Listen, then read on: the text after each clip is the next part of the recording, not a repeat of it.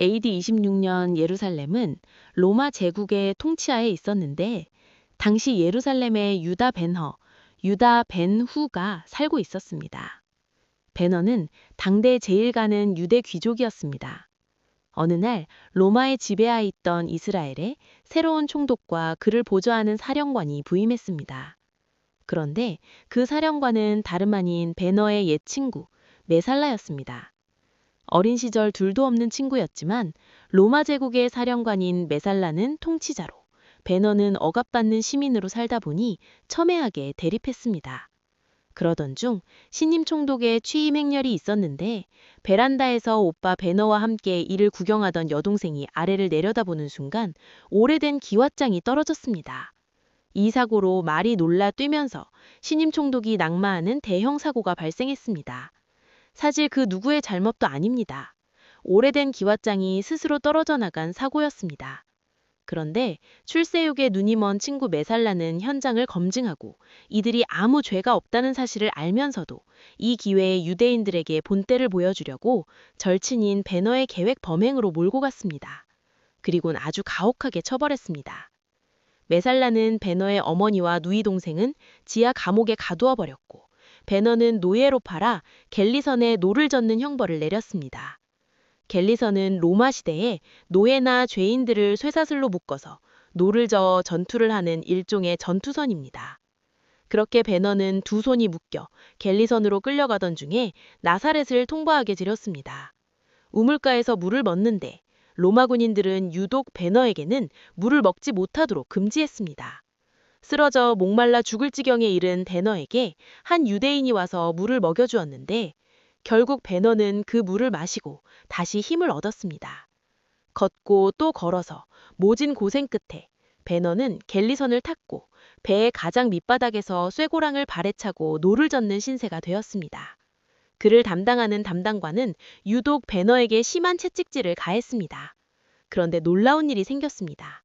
그것은 복수심에 불타오른 베너는 어려우면 어려울수록 더욱더 강해졌고 노젓기를 봉해서 그의 근육은 더욱더 단단해졌고 고통을 이겨내느라 눈은 더욱더 빛났고 끝까지 살아남기 위해 몸부림을 치다 보니 강철 멘탈로 더욱더 강해졌습니다. 그렇게 베너는 1년이면 죽어나간다는 갤리선에서 3년 동안이나 살아남았습니다. 그런 베너를 함대 사령관인 아리우스 제독은 눈여겨보고 있었습니다. 그러던 어느 날 전쟁이 벌어질 때 베너의 다리에 묶인 쇠사슬을 풀어주고 치열한 해상전이 펼쳐지면서 전투 중에 아리우스 제독이 바닷물에 빠졌습니다. 이를 본 베너는 지체하지 않고 바닷속으로 뛰어들어 아리우스 제독을 구했습니다. 이를 통해 베너는 아리우스 제독의 총애를 받고 시간이 흘러 그의 양아들이 되어 로마 귀족으로 신분 상승을 이루었습니다.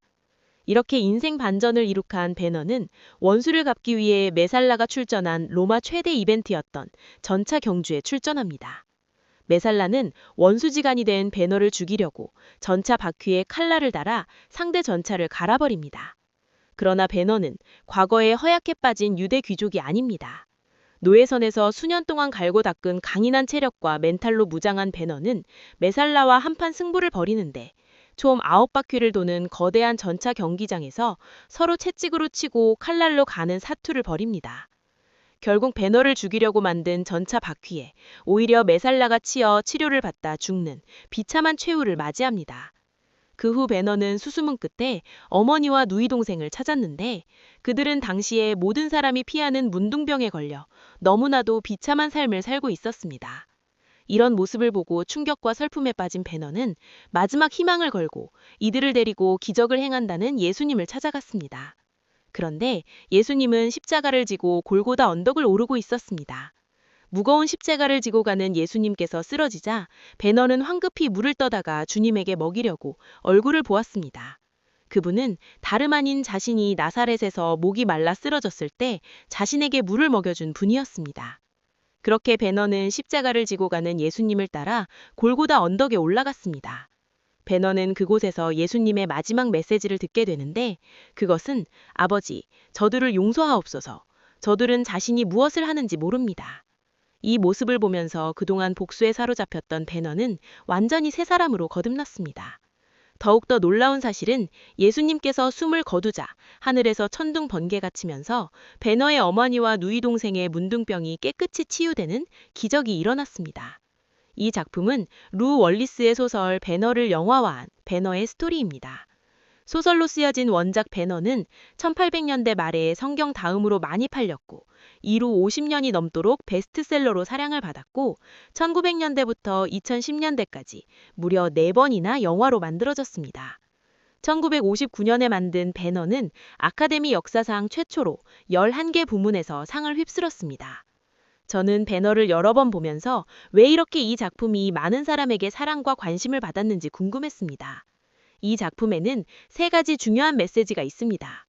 첫째, 아무리 어려워도 목숨 걸고 노력하는 자는 인생 역전이 일어난다는 것입니다. 삶의 노력에는 속임수가 있을 수 없습니다. 한마디로 노력한 만큼 그 대가를 받는다는 것입니다. 베너는 노예선에서 쇠고랑을 차고 노를 저으면서 오히려 몸이 더 강해졌고 살기 위해 몸부림치면서 강철 멘탈이 되었습니다. 지금 어렵고 힘들다고 모두 다 잘못되는 것은 아닙니다. 우리가 노력하면 오히려 더 잘 되는 하나님의 은혜와 축복일 수 있습니다. 시편 119장 71절 고난당한 것이 내게 유익하라. 둘째, 물 한 잔이라도 섬기는 삶을 살라는 것입니다. 베너라는 여과 속에 예수님은 딱 2장면 등장합니다. 한 장면은 예수님께서 베너에게 말없이 물을 먹여주는 장면이고 또 한 장면은 베너가 예수님께 물을 먹여주는 장면입니다. 이것의 의미는 신앙은 결코 이론이 아니라는 것입니다. 신앙은 삶이고 신앙은 구체적인 행동입니다. 야고보서 2장 26절 영혼 없는 몸이 죽은 것 같이 행함이 없는 믿음은 죽은 것이니라. 그러니 목마른 자에게 물 한 잔이라도 성심껏 섬기는 삶을 사십시오. 셋째, 기적은 만남의 축복으로부터 온다는 것입니다. 베너는 옛 친구인 메살라를 잘못 만나 한순간에 인생 종쳤습니다. 그러나 베너는 함대 사령관인 아리우스 제독의 눈에 들어 그의 양아들이 되었고 예수님을 만나 복수에 사로잡힌 인생에서 용서하고 사랑하는 인생으로 거듭났고 베너의 어머니와 여동생은 예수님을 만나 문둥병이 치유되는 기적을 체험했습니다. 그렇습니다. 기적은 만남의 축복으로부터 옵니다. 만남의 축복을 소중히 여기십시오.